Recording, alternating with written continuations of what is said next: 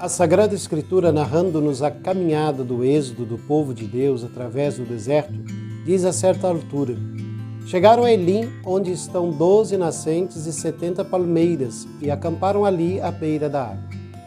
O lugar de Elim, com as 70 palmeiras e as 12 fontes, é um autêntico oásis que oferece ao povo já fatigado pela longa caminhada a possibilidade de parar, de retomar fôlego e de fazer o ponto da situação.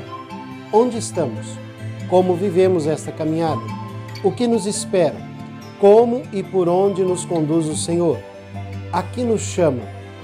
Este episódio serve para iluminar o nosso caminho. É também um convite a saborear de novo, a gostar interiormente, a sentir como são deliciosos para nós os dons de Deus, concretamente os dons do acolhimento e da vocação, tão característicos da existência cristã. O salmista, saboreai e vede como é bom o Senhor, o Salmo 34, saboreai e vede, isto é, saboreai então vereis, sereis iluminados pela bondade do Senhor, pela sua ternura, vereis como a vossa vida se ilumina e adquire grandeza e beleza. A Bíblia contém os mais belos testemunhos da ternura de Deus e também, para estarmos em sintonia com a Palavra de Deus na vida e na missão da Igreja, tema até de um sínodo dos bispos. Acolhimento, eis a chave da ternura de Deus. De fato, o acolhimento é o pressuposto, a atitude fundamental que nos abre a Deus, aos outros e ao mundo, e por conseguinte, a nossa vocação e missão. Antes de empreender e organizar iniciativas, devemos colocar-nos a questão: somos cristãos e comunidades capazes de acolher Deus e os irmãos, irmãs, os outros? Retomemos sempre os temas do acolhimento e da vocação em conjunto, procurando conjugá-los e iluminá-los na perspectiva da ternura de Deus. O mundo inóspito que invoca ternura. Vivemos numa sociedade que, antes de mais, quer recuperar o valor do acolhimento porque sente que a vida se torna demasiado dura, fria, se não há relação verdadeira e calorosa com os outros. Pertencemos à era fascinante da comunicação global e, todavia, hoje aumenta cada vez mais a pobreza relacional, o vazio de sentido. Vivemos num mundo que se move e transforma a grande velocidade, que privilegia o ritmo empresarial e a eficácia imediata. Somos a primeira geração do estresse e do zapping, símbolos do ativismo frenético e da febre do consumismo das coisas e de afãs tantas vezes inúteis. Não temos tempo para parar, olhar, escutar, prestar atenção, acolher, cuidar do outro. Não temos tempo para Deus. Por isso, a nossa sociedade encontra muita dificuldade em criar espaços, tempos, lugares e condições para o acolhimento. O acolhimento se torna cada vez mais aleatório. Outro fenômeno é o crescente individualismo e o escasso sentido de comunidade. Cada um ocupa-se de si e dos seus interesses, pensa que pode realizar-se e ser feliz sem os outros, ou vê o outro em função da sua própria realização pessoal. Este fato traz como consequência uma quebra de fraternidade e solidariedade entre as pessoas. As relações são dominadas pela competição agressiva e invasora. Acresce ainda a cultura mercantilista do descartável, que afeta diretamente as relações humanas. Vivemos num mundo onde tudo se compra e vende. O modelo do êxito social, de felicidade vinculada pela mídia, é o da aquisição, o do poder, do saber, do ter. Perde-se o sentido da gratuidade para com os outros.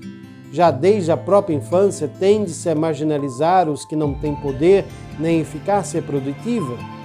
À escala mundial, assistimos ao fenômeno da mobilidade e da imigração que nos introduz numa sociedade e num tipo de convivência com diversas culturas e religiões. mas tal fato traz consigo os problemas do desenraizamento, o ser sem raiz, as dificuldades de acolhimento e integração daquele que é diferente. Esta diversidade cultural pode tornar-se num enriquecimento, mas também pode suscitar reações de xenofobia, de violências e transformar-se num choque de civilizações de culturas. O estilo de vida frenético e consumista, individualismo e indiferença, a ambição e a avidez desenfreada, a cultura mercantilista produzem o drama moderno da incomunicabilidade, do anonimato, da solidão existencial. Por vezes temos a sensação de vivermos num arquipélago de solidões em que cada um se sente uma ilha no meio de muita gente, estranho ao outro e, por fim, estranho a si mesmo. Tudo isso repercute-se na questão fundamental de cada pessoa sobre o sentido a dar à sua vida, isto é, na questão da vocação. Numa sociedade fragmentada e confusa, a vida torna-se para muitos apenas uma coisa ocasional, a usar e gozar no momento presente sem projeto. Outros se sentem perdidos, sem bússola e por isso sem norte e sem rumo.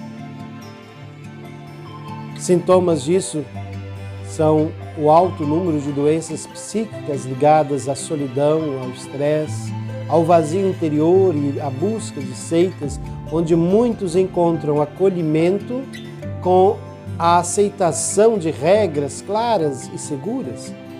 É muito significativo que nos países onde as grandes religiões diminuem em número de fiéis, proliferam seitas, bem como grupos de terapia, de autoajuda. Que sociedade se está a construir nesses 21 anos do terceiro milênio? Que futuro se está a preparar? Numa leitura evangélica dos sinais dos tempos, nós cristãos descobrimos nesta situação um desafio e uma vocação. Trata-se de criar uma cultura da ternura e do acolhimento, da comunhão e da solidariedade, como alternativa à anticultura do egoísmo, da indiferença, da dureza e da frieza de relações, da divisão e da violência. Mas devemos começar por nos interrogar a nós mesmos. Qual a qualidade do nosso acolhimento nas relações interpessoais, na família, na comunidade cristã? Oferecemos propostas sérias para o discernimento da vocação cristã no mundo de hoje, sobretudo aos jovens? Não nos deixamos contaminar pela lógica do mundo? Sempre me impressionou profundamente a reprovação de Erich Bohr, Prêmio Nobel da Literatura em 1972, dirigir aos católicos. Aquilo que até hoje faltou aos mensageiros do cristianismo é a ternura. Aos vários níveis, de comunicação, de vida afetiva, de compromisso social. Sem ternura, não há vida, não há beleza, não há felicidade.